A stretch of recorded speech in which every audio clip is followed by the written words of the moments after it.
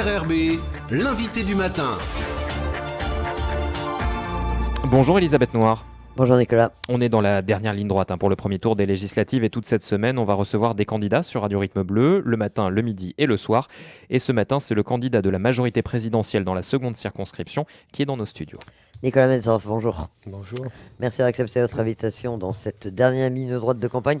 Une campagne qui a été relativement calme, c'est ce que tout le monde dit. Vous-même, quel bilan est-ce que vous en dressez ? Est-ce que vous avez pu aller partout dans cette seconde circonscription qui est extrêmement vaste, comme on le sait ? Alors, partout, non, parce que c'est difficile, mais dans les principaux endroits de la côte Est, du Grand Nord, de la côte Ouest, du Grand Nouméa, c'est une circonscription qui est tellement grande qui va de Yaté à Bélep, donc c'est difficile d'aller dans chaque quartier, dans chaque maison, mais on a essayé de faire le maximum en s'appuyant aussi sur les médias et les réseaux sociaux pour faire passer nos messages. Et qu'est-ce que vous a appris cette campagne ? Que vous ont dit les Calédoniens que vous avez rencontrés ? C'est quoi leurs préoccupations aujourd'hui ? Alors, il y a deux inquiétudes des Calédoniens. Il y a l'avenir du pays, l'avenir institutionnel. Est-ce qu'on sera toujours français après ? Comment on le sera ? Jusqu'à quand ? Quelles seront nos relations avec les indépendantistes ? Comment on va vivre en Nouvelle-Calédonie ? Et puis, il y a les problématiques du quotidien, la vie chère, le pouvoir d'achat, le prix de l'essence, le prix du gasoil, le prix de l'électricité. Ce sont les inquiétudes principales des Calédoniens en ce moment. Alors, vous êtes le candidat de la majorité présidentielle dans cette élection. Est-ce qu'il n'y a pas le risque d'être inféodé au président de la République ? Est-ce qu'il n'y a pas le risque d'être pieds et poings liés, même en ce qui concerne l'avenir de la Nouvelle-Calédonie ? Non, je l'ai toujours dit. Vous savez, moi je suis un Calédonien. Je vis ici, je suis né ici, je vais certainement mourir ici. Donc moi, ce qui m'importe, c'est de défendre l'intérêt de la Nouvelle-Calédonie et des Calédoniens. Et si je suis inféodé à quelqu'un, je suis inféodé aux Calédoniens. La proximité avec le président de la République, le fait d'être dans la majorité présidentielle, c'est justement pour mieux défendre les Calédoniens, mieux porter nos messages, plus orienter les choses en notre faveur. C'est aussi avoir la garantie d'avoir plus de moyens pour relancer l'économie, pour obtenir des aides, pour obtenir du soutien.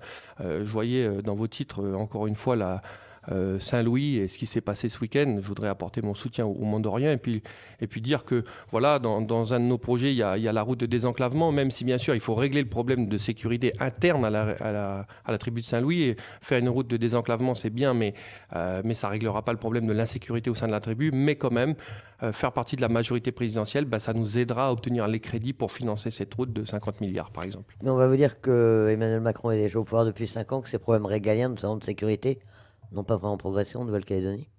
Justement, en voyant quelqu'un qui puisse lui faire comprendre que en Nouvelle-Calédonie, les problèmes de sécurité sont des problèmes de grande ampleur, qu'on a besoin d'un service militaire obligatoire pour nos jeunes en situation d'échec scolaire, qu'on a besoin d'une nouvelle prison pour mettre nos délinquants dedans, qu'on a besoin effectivement des crédits de l'État pour construire une nouvelle route au Mont-d'Or, parce que c'est un problème de sécurité, c'est une compétence de l'État qui met à mal aujourd'hui les Mont-d'Oriens lorsqu'ils circulent le matin, donc on doit construire cette route.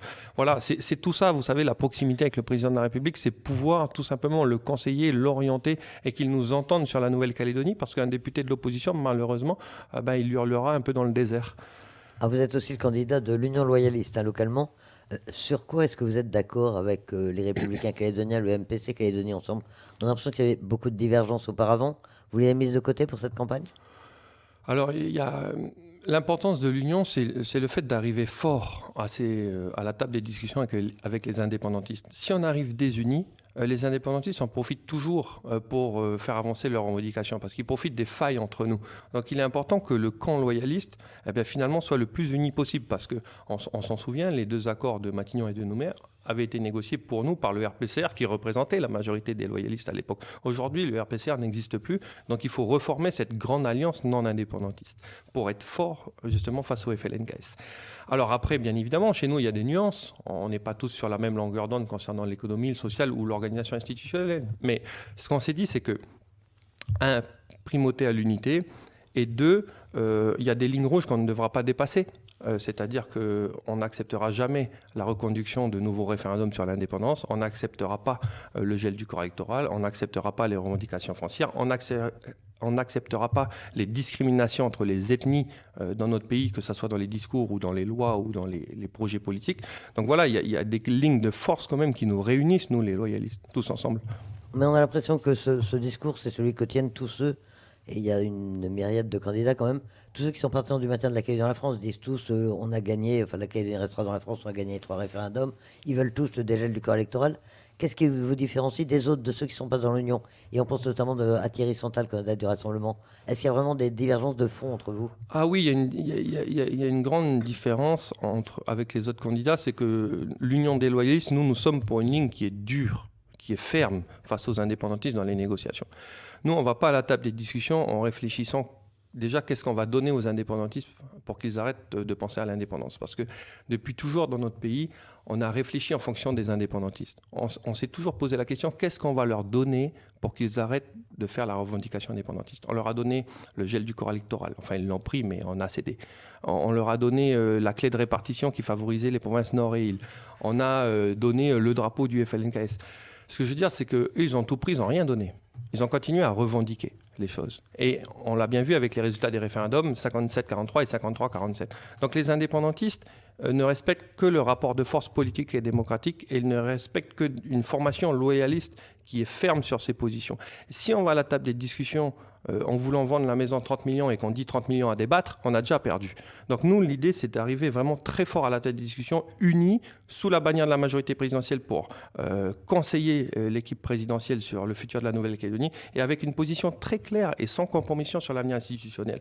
Et ça, ce discours de fermeté, ce discours clair, sans ambiguïté, je ne le retrouve pas chez les autres candidats. Des négociations sans faire de concessions, est-ce que c'est possible? Est-ce que la fermeté doit être jusqu'au boutiste au risque de faire achoper les choses? Non, jamais. La fermeté, ça ne veut pas dire le fait d'être va-t-en-guerre. Les concessions, on devra en faire, mais le moins possible. Et j'ai l'impression que des fois, nous, les loyalistes, on va à la table des discussions en faisant déjà des concessions. Mais il n'y a aucun indépendantiste qui vient à la table des discussions et qui dit il faut absolument qu'on trouve un consensus et tiens, qu'est-ce que je vais donner aux loyalistes pour qu'ils acceptent mes revendications? Les indépendantistes, ils ne se mettent jamais dans cet état d'esprit-là.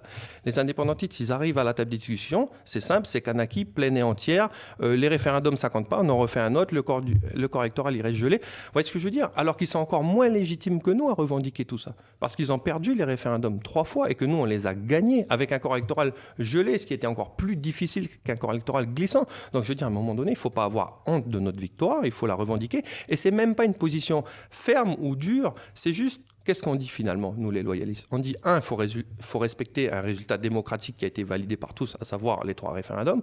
Et 2, il faut le vivre ensemble avec tout le monde et que tout le monde soit sur un même pied d'égalité, c'est-à-dire qu'il n'y ait pas une ethnie plus haute que l'autre dans ce pays. Enfin, je veux dire, ça me semble quand même finalement pas si dur que ça et ça me semble assez normal de défendre ces positions-là.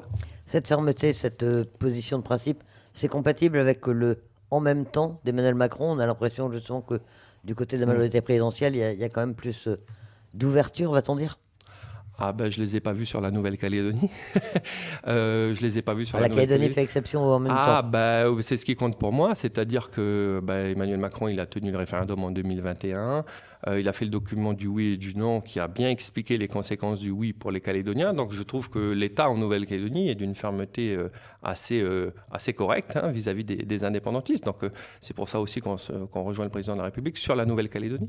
Vous êtes pour le dégel du corps électoral, c'est un dégel complet, sans aucune concession, une ouverture dès 2024 pour la prochaine élection, les prochaines élections provinciales s'il y en a, ou pour le référendum de projet? Aucun pays au monde ne s'est construit en excluant les gens. On ne doit pas refermer la porte derrière nous. Les pays, les nations se construisent avec des gens qui arrivent et qui apportent des idées, qui apportent de l'investissement, qui apportent du travail, qui apportent des familles. Et la Nouvelle-Calédonie, elle ne peut pas se renfermer sur elle-même. Et à partir du moment où la période de l'accord de Nouméa devait nous permettre de décider si on restait dans la France ou pas, à partir du moment où on a décidé, nous Calédoniens, de rester dans la France, il faut que chaque Français qui vienne en Nouvelle-Calédonie s'y sente chez lui. C'est important. Vous savez, et puis il ne faut pas résumer le corps électoral au métropolitain. Il y a énormément de Wallisiens, de Futuniens, de Tahitiens, de Martiniquais, de Réunionnais en Nouvelle-Calédonie qui sont exclus du corps électoral et qui pourtant font partie de la Nouvelle-Calédonie. Donc, bien évidemment que nous, on est pour un dégel total sur les prochaines élections locales, sur le référendum de projet, parce que, bien évidemment, nous avons choisi de rester français. Donc, à partir du moment où on choisit de rester français, je ne vois pas pourquoi on exclurait des Français qui travaillent ici. Et puis, je voudrais dire aussi, que le contribuable français participe quand même à la richesse de la Nouvelle-Calédonie, puisque les transferts financiers de l'État, c'est 180 milliards de francs par an. En Nouvelle-Calédonie, nos recettes fiscales, c'est 170 milliards. Le contribuable français, il ne peut pas payer depuis sa poche en métropole et puis venir ici et ne pas voter. Ce n'est pas possible. Il faut qu'on soit cohérent. On vous a souvent entendu dire que vous étiez calédonien avant d'être français. Vous avez évolué sur ce plan-là? C'est un peu l'impression qu'on a pendant cette campagne. Non, moi je suis un Calédonien autonomie, c'est-à-dire je considère qu'on doit quand même, nous, se diriger depuis ici sur certaines compétences, parce que c'est mieux d'être dirigé depuis ici que depuis Paris. On a une connexion à la Calédonie qui est forte. Mais c'est en tant que Calédonien que je choisis de rester français. Je l'ai toujours dit ça. Parce que c'est plus fort, ça a plus de sens. C'est-à-dire que c'est un Calédonien qui a acquis un droit à l'autodétermination, à choisir son avenir, qui choisit de rester dans la France parce qu'il sait tout ce que la France apporte à son pays, il sait tout ce que la France lui apporte. Et donc moi, je suis un Calédonien, oui, mais qui veut que la France reste en Nouvelle-Calédonie et qui est aussi fier d'être français. Et je n'ai pas de problème à l'assumer. On parlait tout à l'heure de l'Union loyaliste avec effectivement des partis qui ont défendu, en tout cas par le passé, des projets institutionnels un peu différents, des orientations différentes. Quel est le projet d'avenir que vous voyez pour la Nouvelle-Calédonie? À quoi vous voulez aboutir dans les discussions institutionnelles? L'idée pour nous, comme je l'ai dit... Est-ce que c'est la même ou chacun va défendre la sienne? Ah non, c'est la l'Union loyaliste va parler d'une seule voix. Ah oui, l'Union des loyalistes parle d'une seule voix. C'est l'intérêt, sinon il ne faut pas faire d'Union des loyalistes. Non, mais nous, on veut un pays qui soit... on va dire moderne, tout simplement. Enfin, un pays ouvert sur le monde, un pays qui se développe, un pays qui regarde devant, un pays qui ne se replie pas sur lui-même, un pays qui arrête de parler de ses communautés. Enfin, en Nouvelle-Calédonie, on parle de Calédoniens d'origine européenne, de Wallisiens, de Futuniens, de Kanaks, de Tahitiens. À un moment donné, il faut arrêter tout ça. Il faut parler de Calédoniens, il faut regarder devant. On ne peut pas construire un pays pour nos enfants qui se regardent le nombril. À un moment donné, il faut qu'on ait un développement économique, il faut qu'on réussisse la transition écologique, il faut qu'on améliore notre modèle social, il faut qu'on répartisse nos infrastructures. Enfin, je veux dire, notre pays, il n'est pas encore développé. Il faut qu'on soit plus autonome alimentairement, énergétiquement. Il faut qu'on développe la pêche, l'économie bleue. Enfin, on a des choses extraordinaires à faire dans notre pays. Mais malheureusement, ce problème d'indépendance ou de pas indépendance, finalement, freine un petit peu le vrai débat politique qu'on devrait avoir. Mais justement, il faut quand même renouveler les institutions, ça va devenir indispensable. Est-ce que là, vous avez des pistes? Oui, alors l'idée pour nous, c'est vraiment d'avoir moins d'administration. Alors ça, il faut le dire. Vous savez, en Nouvelle-Calédonie, on est 274 000 habitants. Il y a 33 000 agents de la fonction publique. À Tahiti, ils sont 280 000. Ils ont 15 000 agents de la fonction publique. Donc, à un moment donné, on voit que notre suradministration, qui résulte un peu d'un découpage politique et de la répartition des compétences dans l'ensemble des institutions, freine l'investissement, freine l'économie, décourage les Calédoniens qui doivent faire des démarches dans les institutions, que ce soit pour monter une entreprise ou tout simplement aller chercher une aide ou chercher un dispositif quelconque. Donc, il faut rationaliser nos institutions, il faut qu'on soit beaucoup plus efficace, il faut qu'on soit beaucoup plus réactif et il faut toujours se rappeler que l'administration est au service des Calédoniens et pas le contraire. Maintien des provinces ou non, développement des compétences entre le gouvernement et les provinces? Alors, ce qu'on a décidé à l'Union des loyalistes, c'est que si les provinces devaient être maintenues dans le futur statut de la Nouvelle-Calédonie, et on verra où nous mènent les discussions avec les indépendantistes sur le sujet, elles ne pouvaient en aucun cas être des outils de la partition de la Nouvelle-Calédonie. Des provinces comme outils de proximité qui développent des compétences de proximité comme le sport, comme la culture, comme la jeunesse, etc. C'est super, hein, même le logement, ok, d'accord. Par contre, si c'est pour faire des provinces qui ont leurs propres compétences régaliennes exercées différemment en fonction du nord, du sud et des îles, qui ont leurs propres corps électoraux, c'est-à-dire qu'il y a un corps électoral restreint dans le nord et les îles et il y a un corps électoral dans le sud, non, ça c'est non, parce que ça c'est une partition. Et ça, là-dessus, on s'est mis d'accord que ça ne serait pas acceptable. Concernant la vie quotidienne des Calédoniens, vous disiez tout à l'heure que c'est effectivement l'une de leurs principales préoccupations. Quelles sont les propositions essentielles que vous faites dans votre programme? Alors, il y a plusieurs choses. D'abord, il y a, vous savez, dans chaque accord politique qu'on a mené avec les indépendantistes en Nouvelle-Calédonie, on y a associé un accord économique. Mais jusqu'ici, dans les derniers accords, c'était souvent lié à la question du nickel. Aujourd'hui, je pense qu'il faut dépasser la question du nickel. Il faut regarder cet accord économique qui sera travaillé avec les partenaires économiques, syndicats de patrons et syndicats de salariés, comment on relance la machine économique en Nouvelle-Calédonie. Parce qu'après 3 référendums en 4 ans sur l'indépendance, après une crise Covid, après la guerre en Ukraine qui augmente les importations dont on dépend à 80%, il faut qu'on remette de l'argent dans notre économie. Après avoir aussi perdu 17 000 personnes depuis 2014. Il faut qu'on remette de l'argent dans notre économie. Donc l'idée, c'est d'aller chercher des crédits de l'État pour faire un grand plan de relance, de grands travaux, avec, comme je le disais en début d'émission, la route de désenclavement du Mont-d'Or, la 2x2 voies Païta-Tontouta, le port de Népouy, le RSMA à Kouma-Kiakone, de vraiment lancer de nouvelles infrastructures de plusieurs milliards pour relancer le BTP, pour relancer l'emploi, pour relancer le pouvoir d'achat. Donc ça, c'est les grands projets, les grands travaux. Ensuite, il y a des choses concrètes qu'on peut faire très rapidement. Par exemple, vous savez qu'à Wallis et Futuna, l'électricité est 2 fois moins chère qu'en Nouvelle-Calédonie parce qu'ils sont assis sur le système de péréquation national et pas sur un système wallisien et futunien. Donc en fait, forcément, quand on est sur le système national, on paye moins cher puisque le système électrique fait des économies d'échelle. Donc l'idée, c'est d'appliquer ce système de péréquation à la Nouvelle-Calédonie très rapidement pour baisser les tarifs d'électricité des Calédoniens. C'est aussi demander l'extension au président Macron de la prime carburant parce que lorsqu'il y a eu la guerre en Ukraine, le président Macron a décidé de mettre plus de 20 francs par litre à chaque citoyen français. Nous, on est compétents sur cette matière-là, mais comme on n'a pas les sous pour le faire aujourd'hui, malheureusement, on ne l'a pas fait. Donc l'idée, c'est là aussi d'étendre ce qui se passe en France et de l'appliquer ici. Et je voudrais dire que politiquement, là-dessus, c'est important. Je voudrais dire qu'on a peut-être eu les yeux plus gros que le ventre dans notre histoire récente en Nouvelle-Calédonie. Moi qui suis autonomiste, c'est moi qui le dis. Et pour paraphraser Sébastien Lecornu, l'autonomie, c'est bien quand la mer est calme. Le petit bateau arrive à naviguer, on s'en sort pas trop mal, on crée de la richesse, on construit des usines, tout va bien. Le problème, c'est que quand la mer se lève, quand le vent commence à souffler, référendum sur l'indépendance, crise Covid, comme je vous le disais, là, on voit que l'autonomie ne nous permet pas de répondre aux problématiques économiques et sociales des Calédoniens. Et donc, le rôle du député à ce moment-là de l'histoire, Madame Noir, ça sera de faire jouer la solidarité nationale sur un maximum de dispositifs calédoniens. Vous n'iriez pas jusqu'à rendre certaines compétences à l'État?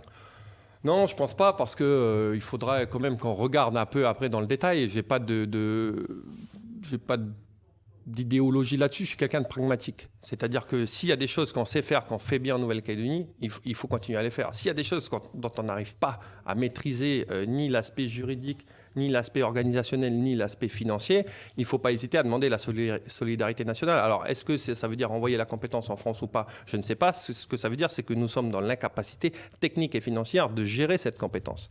Donc, l'idée pour moi, c'est quoi? L'idée pour moi, c'est que l'ensemble des politiques publiques que l'on mène pour les Calédoniens soient des politiques publiques efficaces, au service des gens.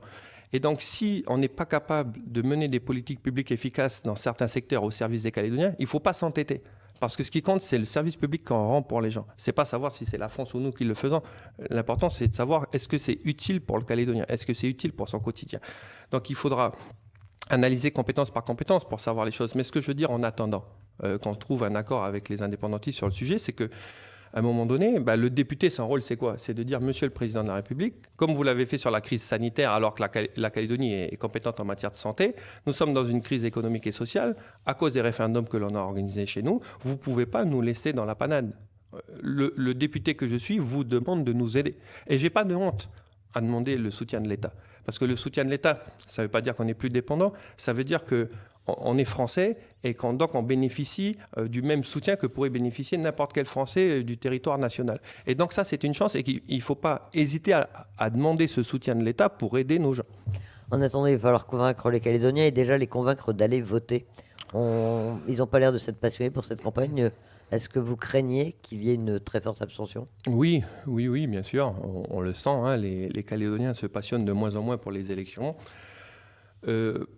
C'est toujours dangereux de moins s'intéresser aux élections parce que, vous savez, la nature a horreur du vide et on a la chance de vivre dans une démocratie. De vivre dans une démocratie, le fait que c'est le peuple qui décide par son vote qui dirige. Alors, il peut y avoir des crises de confiance avec certains dirigeants, on peut être déçu, etc. Mais quand même, on oriente les choses. Et si malheureusement, à force d'une abstention trop forte, la démocratie venait à s'affaiblir, les démocraties ne sont pas éternelles, on le voit en Ukraine, on le voit en Russie aussi. Il ne faut jamais croire que quelque chose est acquis pour la vie. Voilà. Et donc, faire vivre la démocratie par le vote, c'est aussi s'assurer que c'est toujours ce système-là qui perdurera. Parce qu'un jour, si la démocratie n'est plus représentative, si ça ne fonctionne pas, on ne sait pas ce qui va la remplacer. Parce que nous, à un moment donné, on ne sera plus légitime. Hein. Moi, j'ai pas honte de le dire. À un moment donné, quand tu es élu avec 30% de 20% des votants, tu te poses la question de qu'est-ce que tu fais sur ton siège, quoi. C'est-à-dire, c'est quand même incroyable. Il n'y a que les militants qui sont allés voter. Mais il faut faire attention à ça. Il faut faire attention à ça parce qu'on ne sait pas de quoi demain sera fait.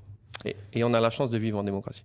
Nicolas Metzdorf, candidat de la majorité présidentielle dans la seconde circonscription, merci d'accepter notre invitation. Merci beaucoup.